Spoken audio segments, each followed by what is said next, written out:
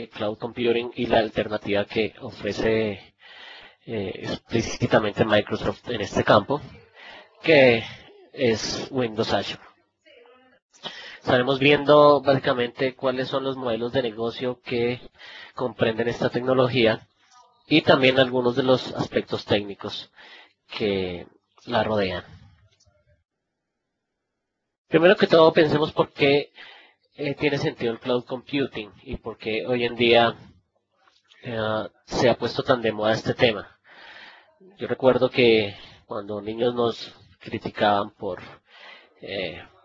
estar pensando en la nube o andar en la nube a toda hora, y hoy en día más bien es al contrario, estar en la nube es lo cool y lo que está ahí en cuanto a las aplicaciones que vamos a tener en el Internet. Pensemos, por ejemplo, en el típico escenario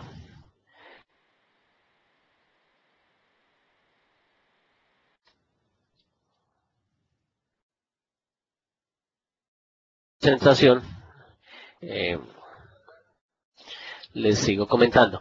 Tengamos en mente el escenario de una aplicación de ventas de boletas por Internet, en el cual cuando va a venir alguna estrella del rock que tiene muchos seguidores, muchos fans, obviamente el día de venta de las boletas el sitio básicamente colapsa porque muchos usuarios están entrando al mismo tiempo y la infraestructura que tiene el sitio web no es lo suficientemente buena para soportar tanta cantidad de usuarios.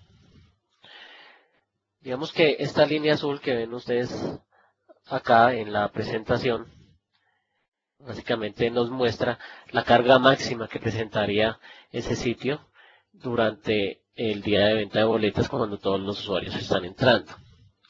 Sin embargo, para un escenario de hosting tradicional, tener este tipo de cargas, este tipo de disponibilidad es muy costoso porque se necesitan muchos servidores corriendo 24 horas al día esperando a que lleguen todos estos usuarios para empezar a operar sobre el sitio. Es por eso que los sitios optan más bien por mantener una carga mediana para su sitio y por eso cuando llegan muchos usuarios el sitio colapsa. Con Windows Azure, sin embargo, tenemos otra oportunidad, otro enfoque para servir los sitios web y para servir aplicaciones web en general. Con Windows Azure nosotros podemos hacer que la infraestructura de nuestros sitios crezcan a medida que los usuarios lo están requiriendo. Como pueden ver, si tenemos un pico, lo único que tenemos que hacer es entrar a la configuración de Azure y decirle que necesitamos más máquinas para soportar la carga que estamos teniendo por parte de los usuarios. De esta manera, toda esta zona que vemos aquí gris, que es un desperdicio cuando no tenemos usuarios, no estará generando tiempo, no estará generando costos en nuestras facturas de computación en la nube. Windows Azure no solo nos permite resolver este tipo de problemas, también podemos atacar otras cosas que siempre han tenido impacto en el desarrollo de aplicaciones de software. Nosotros somos desarrolladores de software y no tenemos por qué preocuparnos de la infraestructura, de la seguridad, que la seguridad siempre es un factor que debe estar presente en el software, por ende ya debería ser un módulo completamente predefinido que nos ofreciera nuestra plataforma.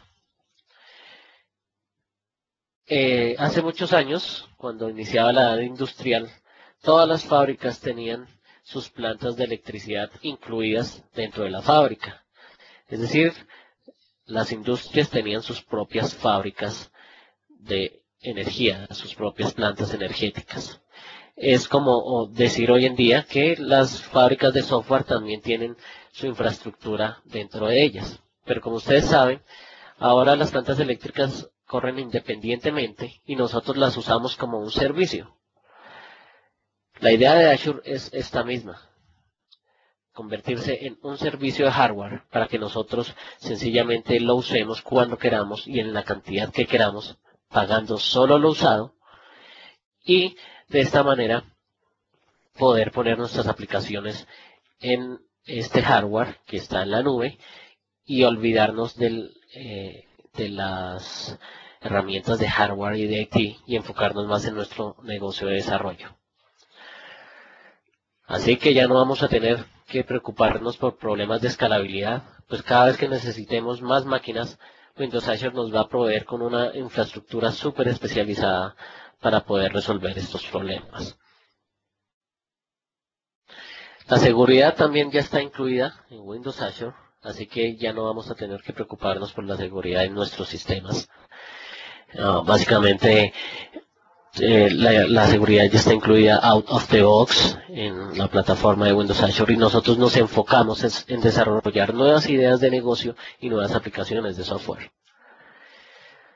También con Windows Azure vamos a exprimirle hasta el último centavo a cada dólar o a cada peso invertido en la plataforma, porque solo vamos a estar pagando lo que consumimos, no van a haber espacios muertos.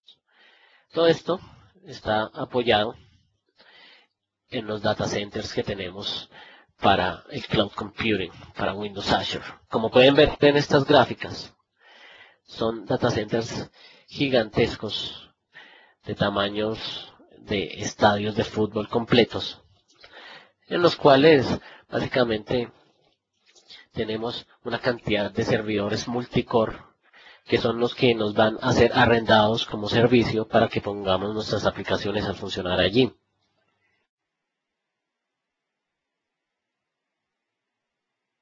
El cloud computing obedece a una evolución natural que ha venido sucediendo a través de la historia del desarrollo del software.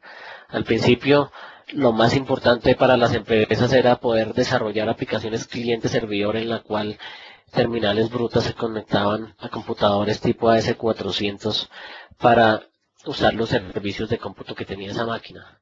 Pero después se dieron cuenta que ese software que habíamos desarrollado cliente-servidor también podría ser explotado desde otros tipos de aparatos, desde otras empresas, desde otros negocios.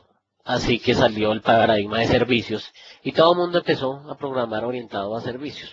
Nació SOA, después vino el paradigma de software as a service, de acuerdo al cual todo el software de una empresa está dependiendo de los servicios que tengamos en Internet para manejar los negocios de la empresa.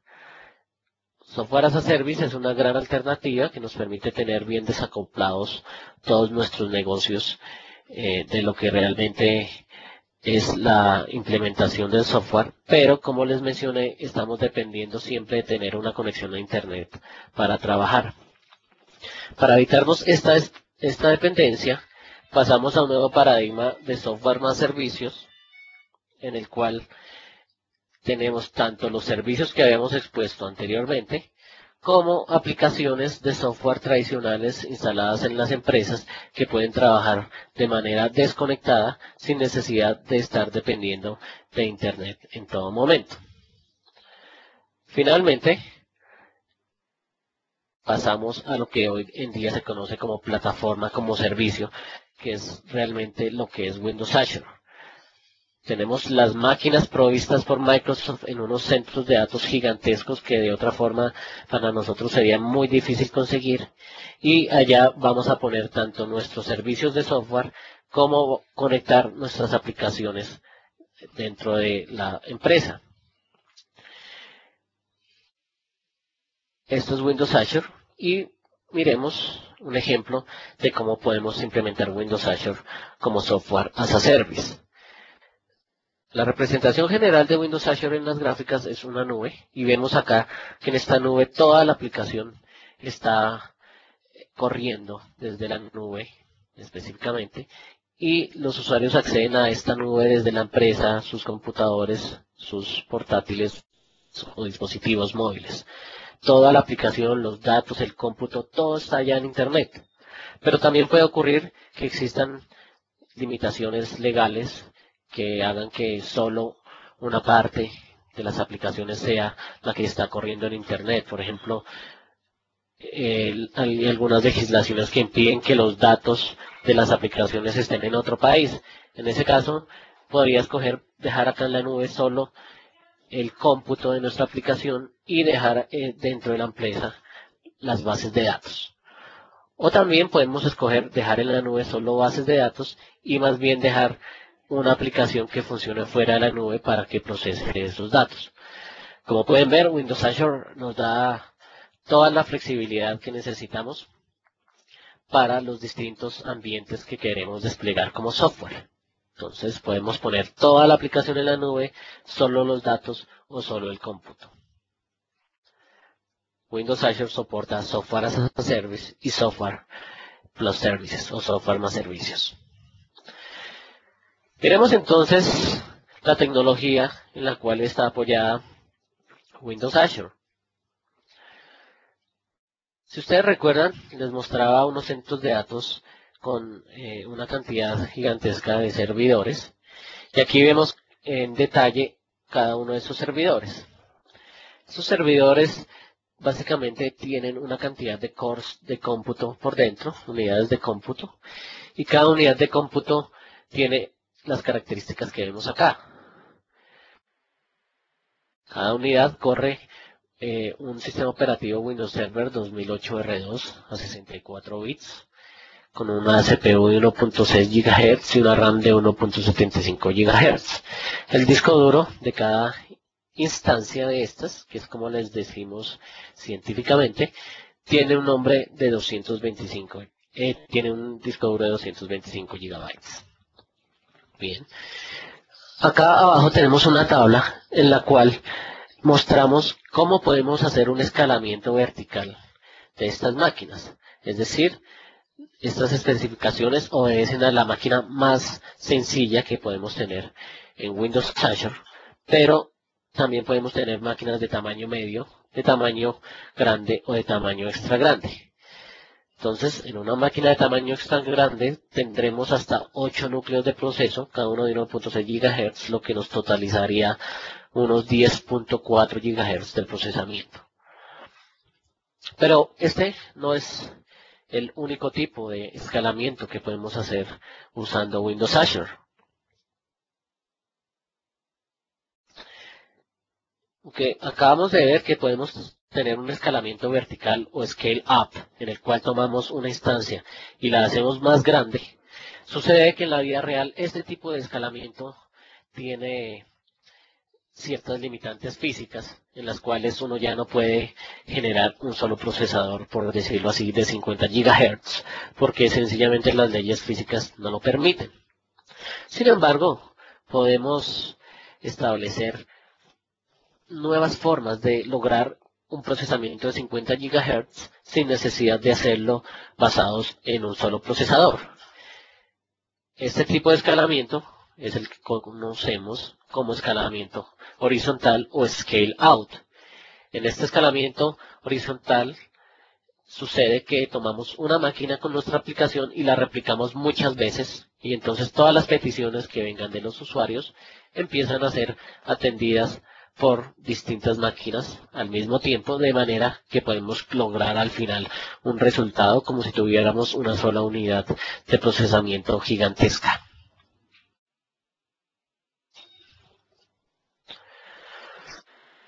Windows Azure tiene básicamente tres pilares en su operación.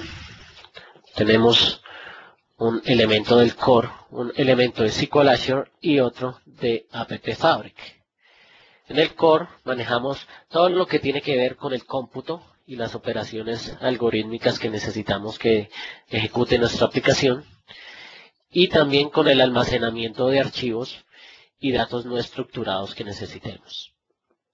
La parte de SQL Azure es la más sencilla de entender porque básicamente representa una base de datos SQL Server que está allá en la nube y que maneja tanto un esquema de administrador de base de datos relacional como unos esquemas de sincronización que veremos más adelante. Y finalmente tenemos el App Fabric, en el cual manejamos dos funciones principalmente. Uno, la de comunicaciones para servirnos como un bus de servicios que nos permite conectar aplicaciones que están fuera de la nube entre ellas y también con elementos que tengamos dentro de Windows Azure. Y otro muy importante es el manejo de la seguridad, que acá ya está completamente establecido para que nosotros no tengamos que hacer mayores esfuerzos de desarrollo cuando queremos incluir seguridad en nuestras aplicaciones. Enfoquémonos entonces en la parte del core. En el core, como les mencioné, trabajamos todo lo que tiene que ver con el cómputo y con el almacenamiento. Con el cómputo sucede que podemos tener dos tipos de errores allá en Windows Azure. Entonces, si ustedes recuerdan esas cajitas que estaban dentro de los servidores, esas instancias, cada instancia de ellas puede tener uno de dos papeles. Puede ser una instancia dedicada a hacer web role o una instancia dedicada a hacer worker role. Las instancias dedicadas a hacer web role básicamente tienen un Internet Information Server instalado, de manera que pueden servirnos como servidores web. Así que allí vamos a instalar sitios web o servicios web o recursos a los que queramos acceder a través del protocolo HTTP. El worker role, por su parte, es encargado de ejecutar operaciones de cómputo o de ofrecer servicios que no necesariamente van a desplegarse vía HTTP, sino tal vez por protocolos como TCP y otros protocolos personalizados. Entonces, si tomamos una aplicación de varias capas, de 3 capas por ejemplo, en la cual tenemos una capa de datos, una capa de negocio y una capa de presentación, obviamente la capa de presentación iría a ser desplegada dentro de un web role, mientras las capas de negocio y de acceso a datos estarían trabajándose en un worker role. Como pueden ver, este enfoque de los dos roles nos permite establecer una distribución de capas completamente optimizada en la nube, en la cual vamos a poner tantos web roles como necesitamos para servir nuestra aplicación web y tantos worker roles como necesitemos para ejecutar el negocio de nuestras aplicaciones. Es aquí donde vemos la importancia de crear sitios completamente desacoplados del negocio, sitios que obedezcan a la arquitectura de capas para poder escalar nuestras aplicaciones y atender en un futuro un mayor número de requerimientos por parte de los usuarios. En cuanto al almacenamiento, tenemos estos tres tipos de almacenamiento: los blobs, las tablas y las colas. Los blobs nos sirven para almacenar archivos binarios que necesitemos en nuestra aplicación. Su nombre mismo lo indica. Blobs es el acrónimo de Binary Large Objects. Entonces, Windows Azure almacena archivos en blobs. Entonces, por naturaleza, Windows Azure no tiene carpetas como tal para almacenar archivos allí, sino que todo se está manejando con blobs. Sin embargo, detectamos en un momento que nosotros ya hemos hecho muchas aplicaciones que de verdad están usando mucho el sistema de archivos y las carpetas. Me refiero a aplicaciones que ya hayamos creado en el pasado y que estén haciendo uso intensivo de la librería system.io, con la cual podemos leer carpetas y leer directorios. Esta librería no es capaz de trabajar con blobs, porque los blobs básicamente se acceden a través de REST. REST es el protocolo de acceso a datos a través de HTTP, que se ha puesto muy de moda últimamente debido a su simplicidad y a su poder para mostrar servicios a los clientes de una manera masiva. Entonces, recibiendo el feedback de los usuarios, quienes nos comunicaban que querían tener en Azure una manera transparente de trabajar el sistema, de la misma manera como lo hacían con System.io, entonces decidimos implementar algo que llamamos los drives, como los drives que tenemos en nuestra computadora, el drive C o el drive D o el drive F. Entonces, a través de estos drives, lo que hacemos es una abstracción de los blobs y sobre estos blobs ponemos los dichosos drives para poder trabajar con ellos como si fueran letras del sistema operativo que tenemos en Windows Azure. De esta manera, no vamos a tener que cambiar nuestras aplicaciones viejas si están haciendo uso intensivo de los blobs.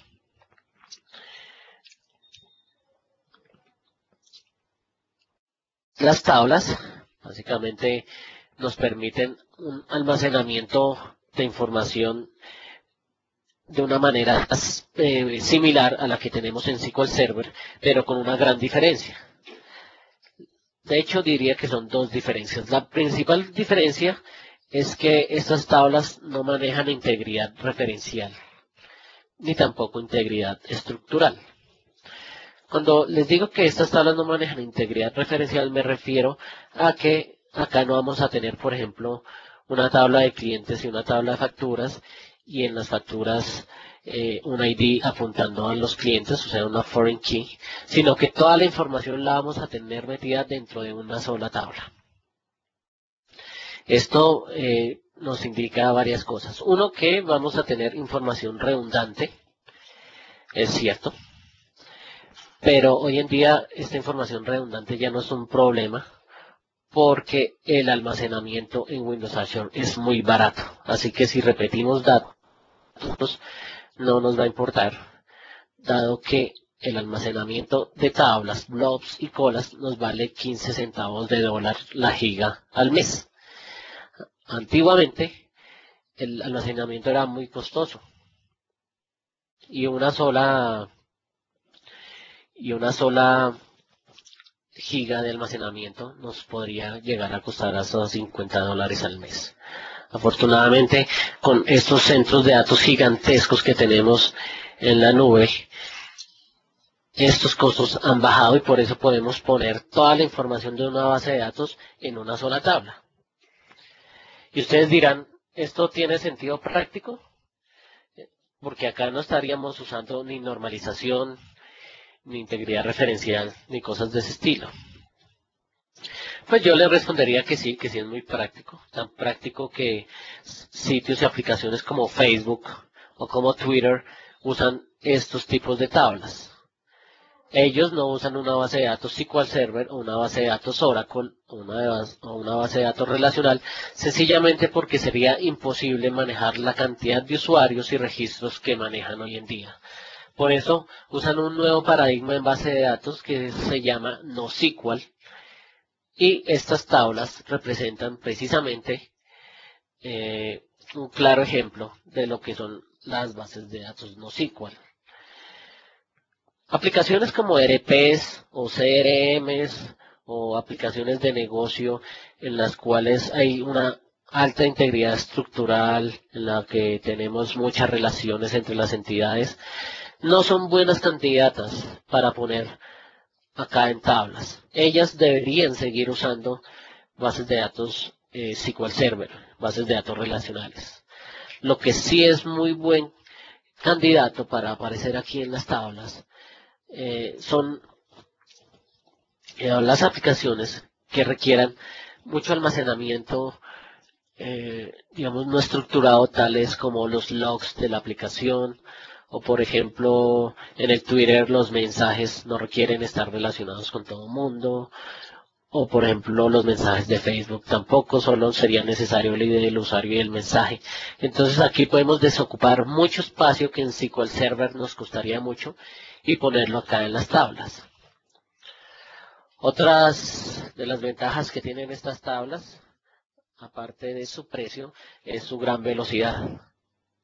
Dado que tenemos todos los datos representados en cada fila de la tabla, cuando hacemos consultas no es necesario hacer inner joins ni ir y consultar otras tablas para traernos la información, sino que todo está tal cual en la tabla que hemos buscado. Así que vamos a obtener unos tiempos de respuesta bastante buenos en las consultas de estas tablas.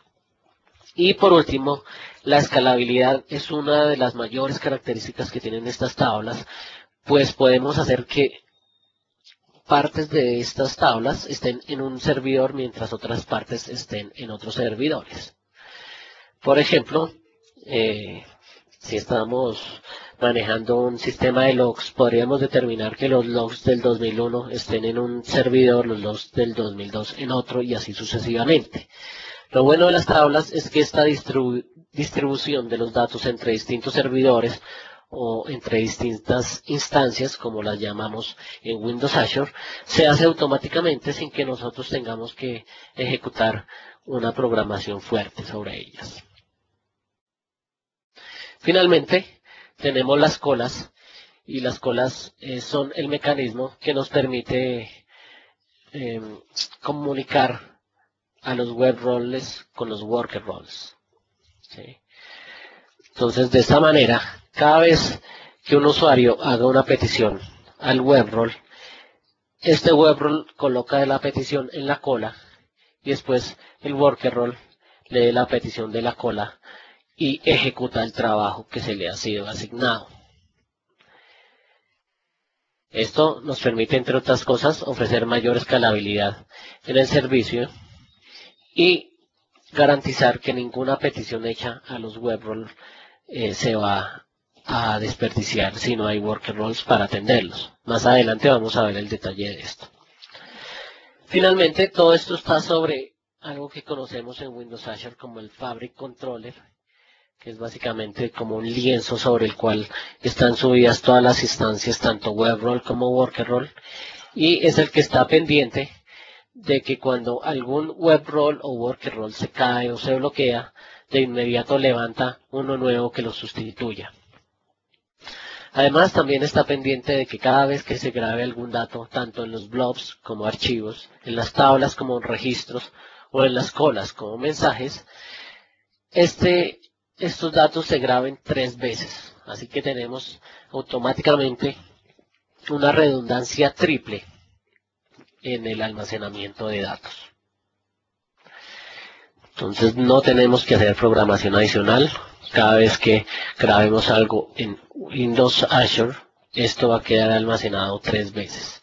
De esta manera, si por un motivo u otro algún repositorio de información se ve bloqueado o se cae, tendremos 2 adicionales para que la aplicación siga funcionando, y además el Fabric Controller se encarga de levantar nuevamente un tercero para asegurar que siempre tengamos 3 instancias arriba trabajando con Windows Azure.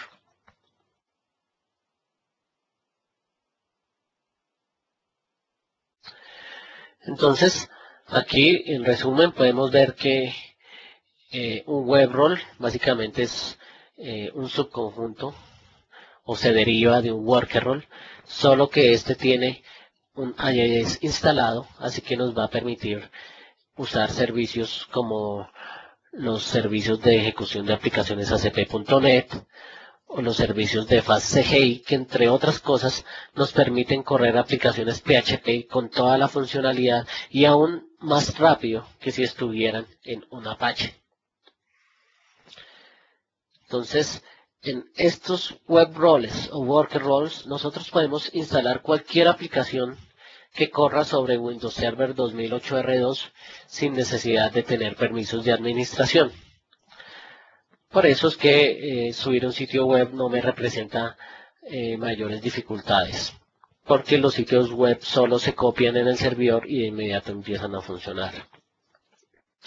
La siguiente gráfica nos muestra cómo las peticiones que hacen los usuarios entran a través de un balanceador de cargas automático que desvía las llamadas a diversos web roles sin que nosotros tengamos que programar nada. Así que este balanceador de carga está pendiente de cuáles roles están más desocupados para empezar a enviarles a ellos los trabajos.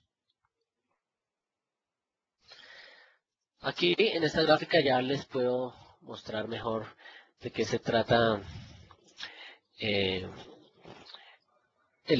manejo de las colas para comunicar a los web roles con los worker roles.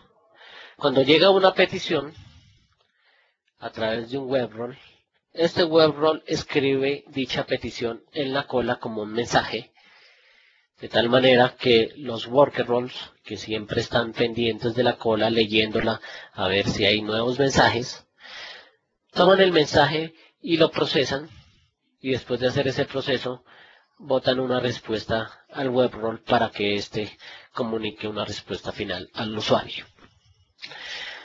Esto, como les mencioné anteriormente, nos garantiza básicamente dos cosas.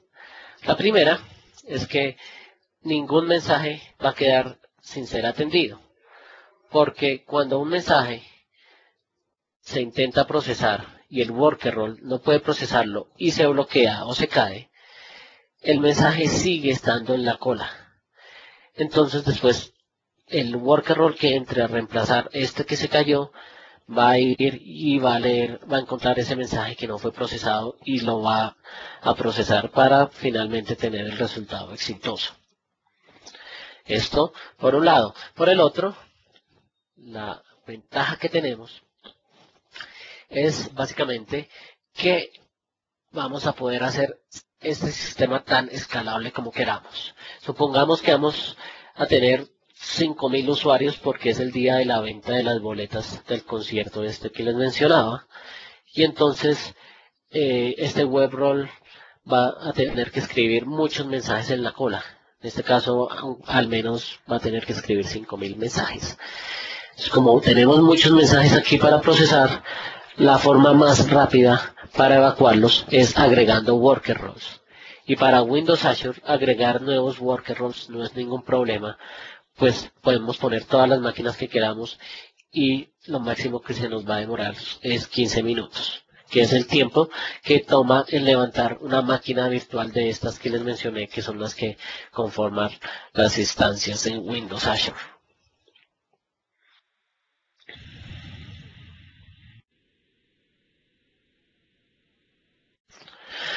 Para ir un poco más a fondo con los conceptos de almacenamiento, les cuento cómo funciona la suscripción a Windows Azure. Para suscribirse a Windows Azure es necesario entrar con un Windows Live ID al portal de servicios de Microsoft y allí compramos una suscripción usando una tarjeta de crédito. El costo por la suscripción es gratuito, lo único que pagamos siempre es el consumo que tengamos. Hoy en día tenemos muchas promociones asociadas, por ejemplo, a las suscripciones que podamos tener con MSDN, en las cuales nos regalan hasta 16 meses de Windows Azure para que podamos hacer las pruebas que queramos. De lo contrario, lo que hacemos es comprar una suscripción a Azure. Esta suscripción nos da un proyecto de Azure y dentro del proyecto vamos a tener tanto cuentas de almacenamiento como cuentas de hosting. También vamos a tener cuentas de bases de datos. Recuerden que hay una diferencia entre el almacenamiento de Azure y el almacenamiento en bases de datos. El almacenamiento de Azure es no estructurado, principalmente para archivos y mensajes, y el almacenamiento de SQL Azure es usando una base de datos y por eso va a ser mucho más costoso que el almacenamiento tradicional. Entonces, hablando ya específicamente de las cuentas de almacenamiento, estas que almacenan tanto tablas, colas como mensajes, les puedo comentar que una cuenta se divide tanto en contenedores como en tablas como en colas. Los contenedores son los que tienen los blobs y los drives que les describí, que son la abstracción de los blobs para poderlos manejar como unidades de disco en el sistema. Las tablas tienen entidades y las colas tienen mensajes. Todo este almacenamiento de blobs, de entidades y de mensajes puede ser accedido a través de REST. Con REST usamos el protocolo HTTP para pedir datos, para subir datos, para actualizarlos o para eliminarlos. Entonces vemos que ya no es necesario escribir todo un servicio web súper complejo con el WSDL y el manejo de SOAP y XML, sino que sencillamente Windows Azure ya sabe cómo exponer todo lo que grabemos dentro de su almacenamiento para que lo podamos acceder a través de la URL del navegador. Es por esto que todo lo que almacenamos en Windows Azure puede ser accedido no solo por .NET, sino también, por ejemplo, desde Flash, si queremos, o desde Java, o desde cualquier entorno de programación que soporte el protocolo HTTP para pedir datos o para subir datos. Entonces vemos que Windows Azure es una arquitectura muy abierta que no nos obliga a trabajar solo con productos de Microsoft, sino que en realidad lo que nos permite es trabajar con el cloud completamente sin necesidad de preocuparnos de cosas que no son de nuestro enfoque, sino más bien pasar a hacer lo nuestro, que es el desarrollo como tal. Cuando nos inscribimos a Windows Azure, vamos a tener hasta 5 cuentas de almacenamiento y cada cuenta va a tener una capacidad de 100 terabytes. Es así como vamos a tener hasta 500 terabytes de almacenamiento para que lo llenemos como queramos con blobs, entidades o mensajes en las colas. Los blobs y los contenedores tienen unas capacidades de metadata para que expliquemos qué es lo que tiene cada contenedor o cada blob, y esta metadata es de hasta 8 kilobytes. Existe en Windows Azure algo que llamamos el CDN o Content Delivery Network, que son una serie de servidores distribuidos alrededor del mundo en los cuales se almacenan copias de la información que tenemos en los servidores de Azure, los servidores centrales, de tal manera que los usuarios tengan unos centros de datos más cercanos para bajarse los archivos que tenemos. Entonces, son un mecanismo para acercar los archivos a los usuarios cuando estos no están cerca a la central de Windows Azure. Las entidades dentro de las tablas pueden ser de hasta 1 megabyte. Esto quiere decir que cada registro en una tabla no puede superar la mega. Si la supera, es muy sencillo, por ejemplo, hacer que una columna dentro de la tabla lo que tenga sea una URL de un blob que tiene el resto de la información requerida. Y los mensajes también pueden ser solo hasta de 8 kilobytes. Si son más grandes, pues usaríamos el mismo mecanismo de escribir en alguna de las partes del mensaje la URL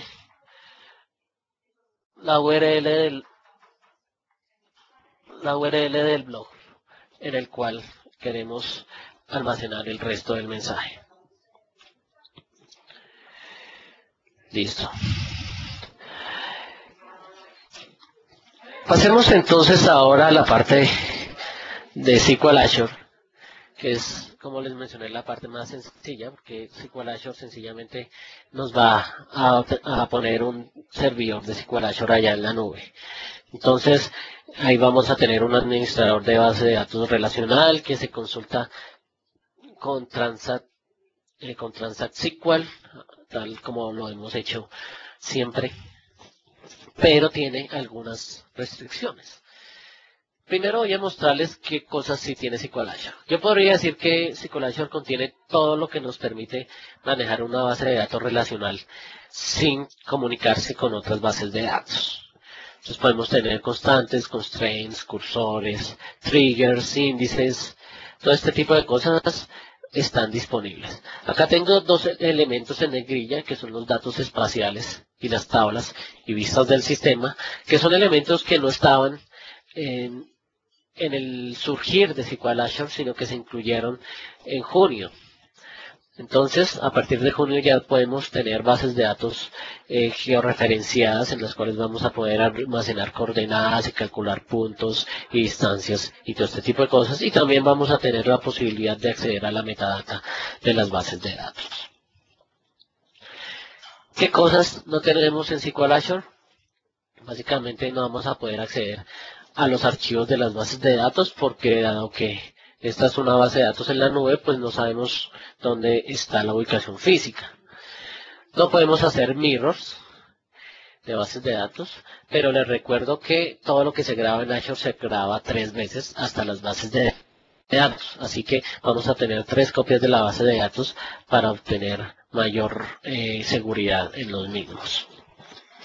Si necesitamos una copia local de una base de datos, tendríamos que usar SQL Server Integration Services para estar replicando la base de datos, pero esto se haría de una forma manual a través de Integration Services y no con un mirror porque no están disponibles. No tenemos consultas distribuidas, esto quiere decir que no podemos, por ejemplo, consultar dos bases de datos distintas en una sola consulta. No podemos hacer administración de grupos, tampoco tablas temporales globales a nivel de servidor, pero sí tenemos tablas temporales a nivel de base de datos. Por eso les decía que las opciones que no están disponibles sobre todo son aquellas que tienen que ver con bases de datos distribuidas. Otras cosas que no tenemos aquí son, por ejemplo, el Service Broker o la integración con el CLR, dado que, como ustedes saben, el CLR, para poder funcionar integradamente con SQL Server, requiere que las DLLs que van a subirse al servidor estén en una ubicación dada para poderlas registrar, pero como allá arriba no tenemos un sistema de archivos determinado, pues por ahora no tenemos una forma de hacer este tipo de integración. La otra parte importante de SQL Azure es el DataSync. DataSync es un módulo que nos permite aprovechar que en la nube tenemos una ubicación centralizada para poner un servidor de base de datos SQL Server y usar este servidor, entre otras cosas, para poder hacer réplicas de la base de datos con una base de datos local. Esto es lo que conocemos como Server Link. Nos sirve también para hacer aplicaciones desconectadas tipo Outlook. No sé si ustedes se han dado cuenta que Outlook funciona aún cuando hay internet o cuando no hay. Si hay internet, Outlook recibe todos los correos y envía todos los correos que tiene pendientes. Uno entonces se puede desconectar de internet y escribir nuevos correos o leer los correos que ya se han bajado. Entonces así funciona también esta parte de SQL Azure de DataSync, en la cual podemos hacer muy fácilmente una aplicación que apenas esté conectada a internet, suba y baje datos y después pueda seguir funcionando y almacene las nuevas subidas de datos para que cuando nos conectemos nuevamente estos datos se sincronicen con el servidor.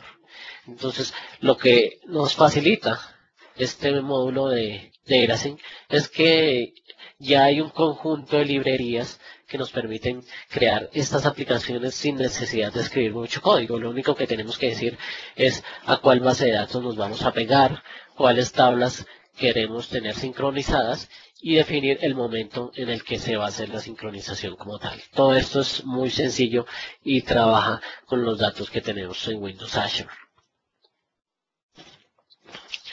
Finalmente, también nos sirve para distribuir datos locales que tenemos en nuestras bases de datos fuera de la nube en un repositorio central unificado dentro de Windows Azure como tal.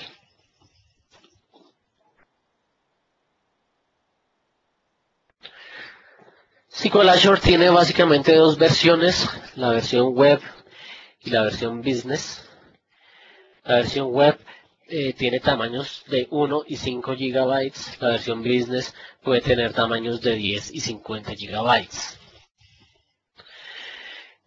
Para algunas personas estos tamaños pueden parecer muy pequeños, pero si necesitamos hacerlas más grandes, estas bases de datos, entonces tendremos que recurrir a técnicas de particionamiento. El particionamiento en SQL Azure se maneja a la manera scale out o escalamiento horizontal, es decir, teniendo varios servidores de bases de datos.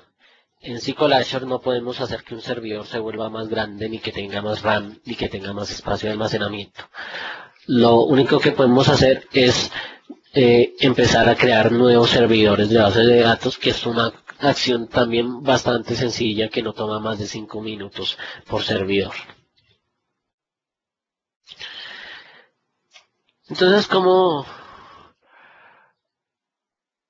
acá tenemos una pregunta, voy a dejar al final para responder todas las preguntas que tengamos en el listado para poder estar más enfocados en la presentación. Si quieren, sin embargo, pueden ir escribiendo todas sus preguntas en el Q&A. Esta gráfica nos muestra básicamente cómo podemos particionar nuestros datos en bases de datos relacionales SQL cuando tenemos muchos datos. Entonces, básicamente lo que hacemos es que el código de la aplicación, la parte de código como tal, va a estar haciendo una repartición de los datos dependiendo de una llave primaria. Acá escogí como la llave primaria el año de la venta, por ejemplo, y entonces la aplicación toma cada venta, mira el año en que ocurrió y dependiendo del año en que haya ocurrido la envía a una base de datos distinta. Observen que a diferencia del almacenamiento tradicional de Windows Azure, que hace la distribución de datos automáticamente, a nosotros nos toca hacer esta distribución manual. Por eso les podría decir que hacer escalamiento con SQL Azure no es fácil, es una tarea complicada que requiere bastante código. Pero sí es importante que tengamos en cuenta estos tamaños, porque son tamaños que realmente nos permiten ofrecer una calidad de servicio adecuada. Porque si tuviéramos, por ejemplo, bases de datos de 1 tera y una base de datos de 1 tera se nos cae allá en la nube, demoraríamos mucho tiempo levantando una nueva instancia y podría que ese tiempo no sea suficiente para nuestros requerimientos. Entonces, por eso en Windows Azure mantenemos estos tamaños que son muy buenos para la mayoría de los negocios, de manera que podamos tener siempre copias de inmediato disponibles para los usuarios en caso de que ocurra alguna calamidad con lo que tenemos.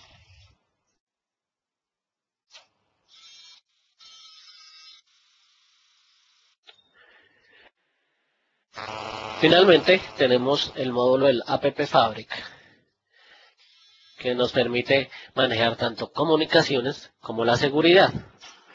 En comunicaciones podemos comunicar procesos que estén tanto fuera de la nube como dentro de ella. Y en la seguridad podemos manejar aspectos como la federación, la unificación y la autorización de nuestros usuarios.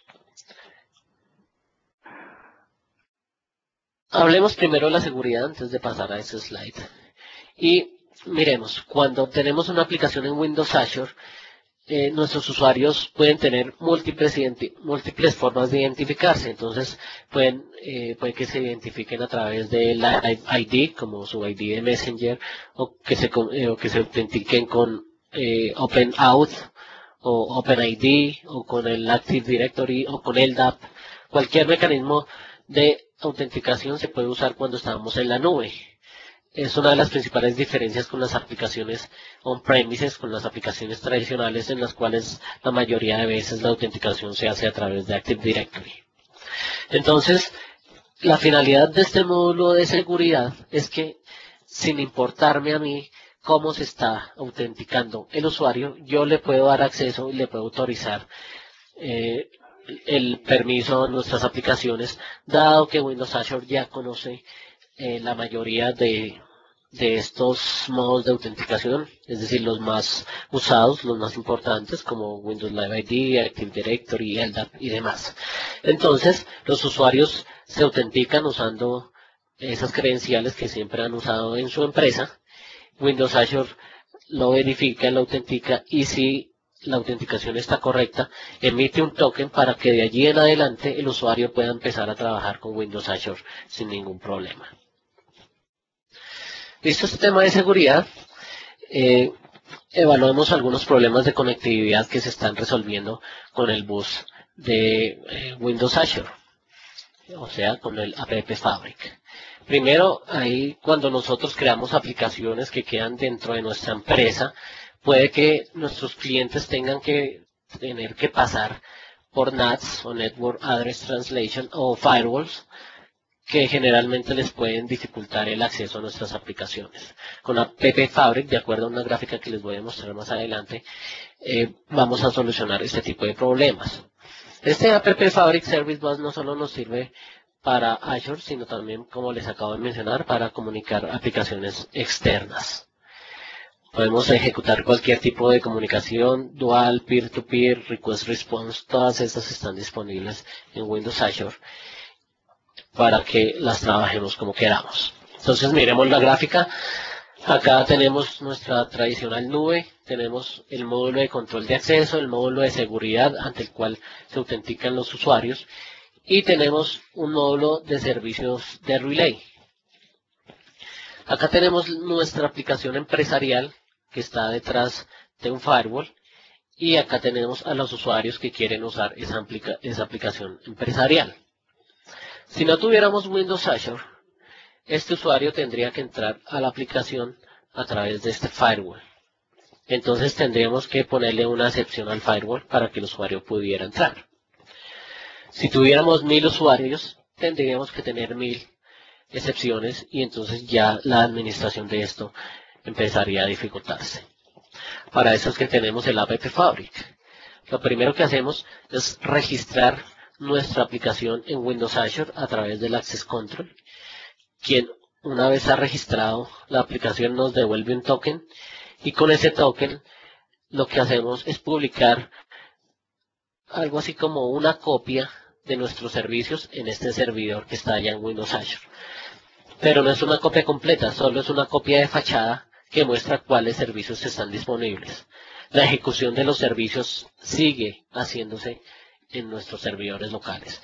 Entonces tengan en cuenta que la App Fabric es para conectar aplicaciones fuera de la nube que se siguen ejecutando también fuera de la nube. Entonces ya con los servicios expuestos, un usuario lo que hace es venir y autenticarse ante el Access Control. El Access Control le devuelve un token. Con el token el usuario pide una operación al Relay Service. Observen que aquí ya no hay firewall, entonces no hay problemas de conectividad.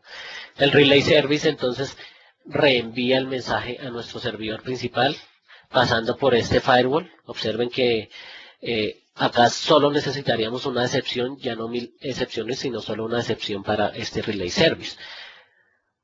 Entonces pasa el llamado, el servidor devuelve la respuesta y el Relay Service se la pasa nuevamente al cliente.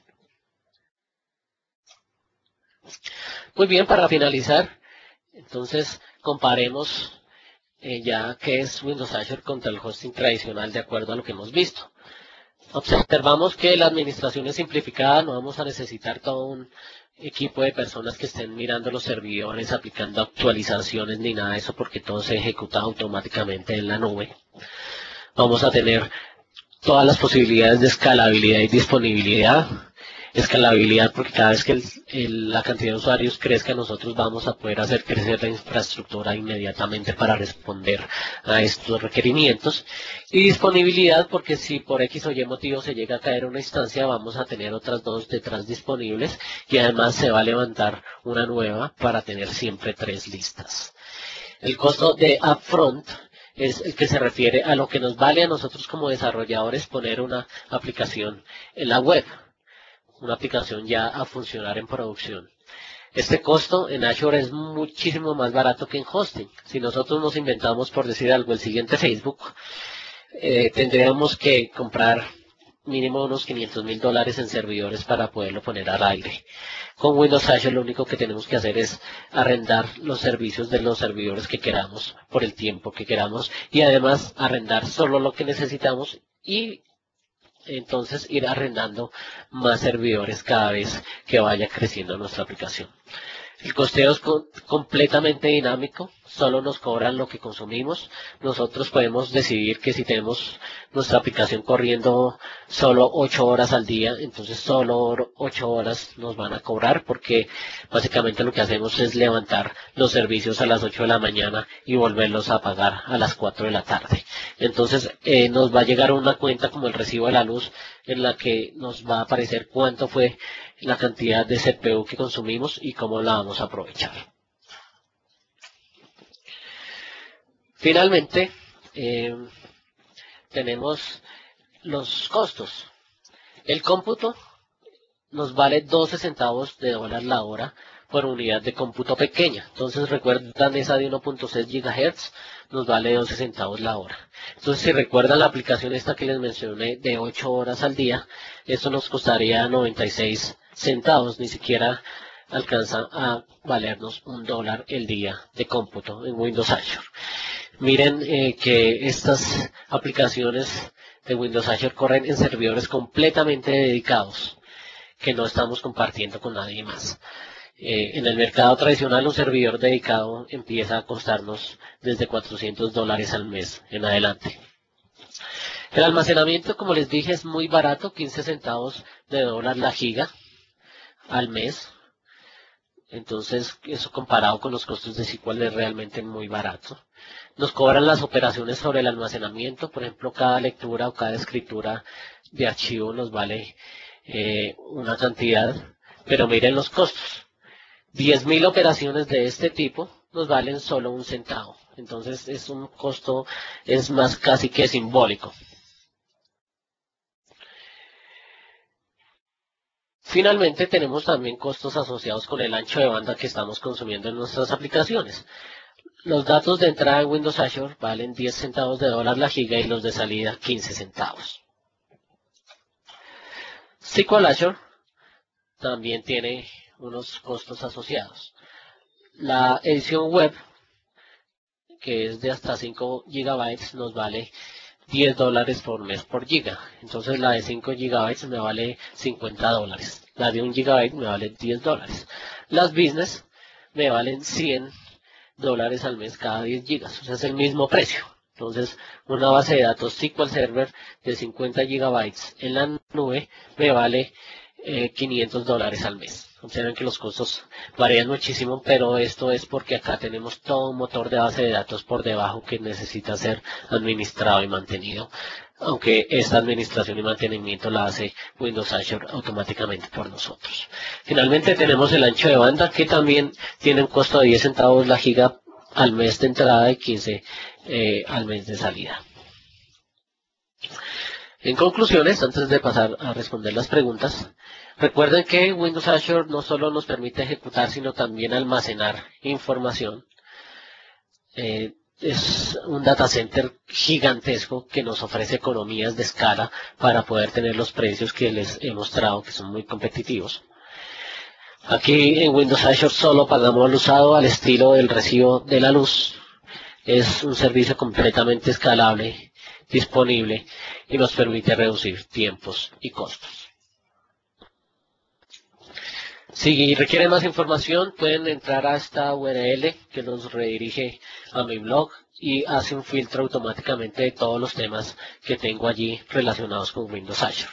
Además, también pueden dejarme comentarios si se les ocurren preguntas posteriormente cuando estén trabajando con Windows Azure.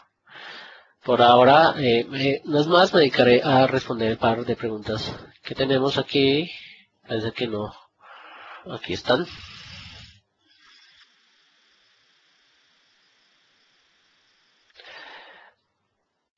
Bueno, las bases de datos relacionales de Windows Azure sí tienen integridad referencial, porque las bases de datos relacionales de Windows Azure son las que ponemos en SQL Azure. Lo que no tiene integridad referencial son las tablas que tenemos en el almacenamiento de Windows Azure. Ese almacenamiento que nos vale 15 centavos de dólar la giga no tiene integridad referencial.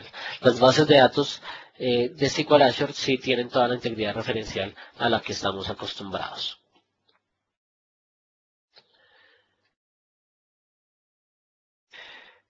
El scale out es lo mismo que la funcionalidad de un worker role. Aquí lo que pasa es más bien que a un worker role lo podemos hacer más poderoso haciendo scale out. Entonces, si tenemos un worker role de 1.6 GHz y hacemos scale out poniéndole otros 3 o 4 worker roles de 1.6 GHz, vamos a tener al final el resultado como si tuviéramos un solo worker role de hasta 6.4 GHz. Y básicamente de esto se trata este mecanismo de scale.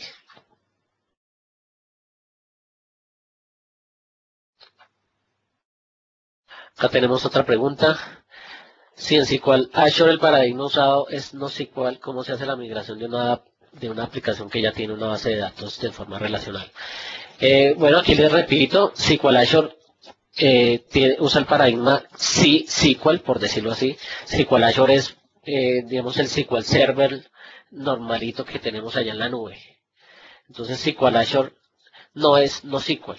SQL Azure es completamente SQL, completamente relacional, así que la migración de una aplicación que ya tiene una base de datos relacional es muy sencilla porque lo único que hay que hacer es cambiar las bases de las conexiones de la base de datos. Recuerden que lo que no es relacional es el almacenamiento típico de Windows Azure que va en tablas que definitivamente no tienen integridad referencial.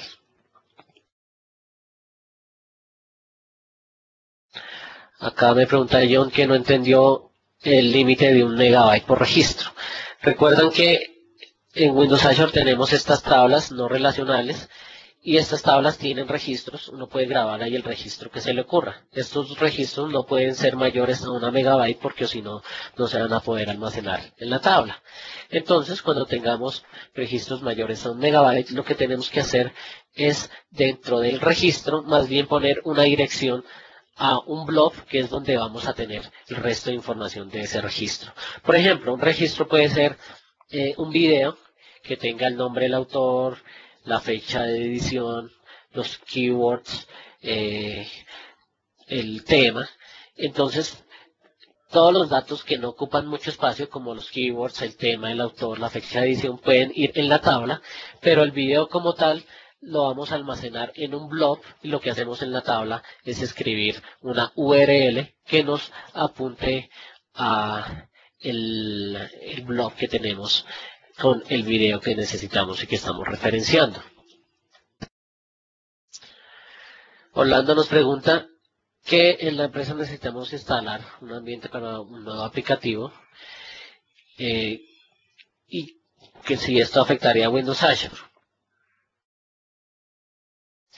Bueno, en Windows Azure no tenemos plantillas. Las aplicaciones que ejecutemos las tenemos que subir a Azure desde como las hayamos desarrollado en nuestro ambiente de desarrollo, valga la redundancia.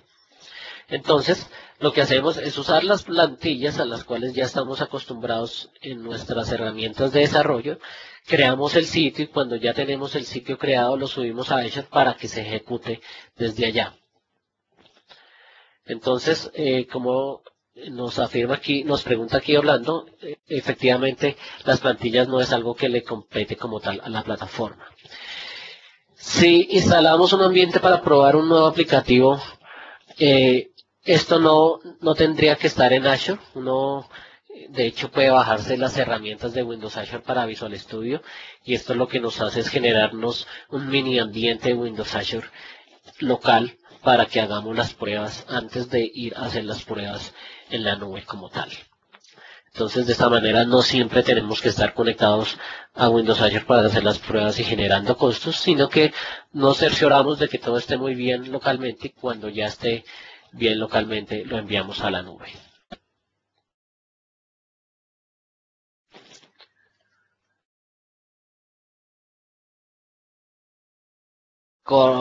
El Training Kit no es ese mini ambiente, el Training Kit es más bien un conjunto de laboratorios que nos enseñan a trabajar con Windows Azure. Lo que pasa es que generalmente el Training Kit tiene asociado a sí mismo el instalador de algo que se llama el Windows Azure SDK. Ese SDK es el que efectivamente nos crea ese ambiente emulado de Windows Azure en nuestras máquinas.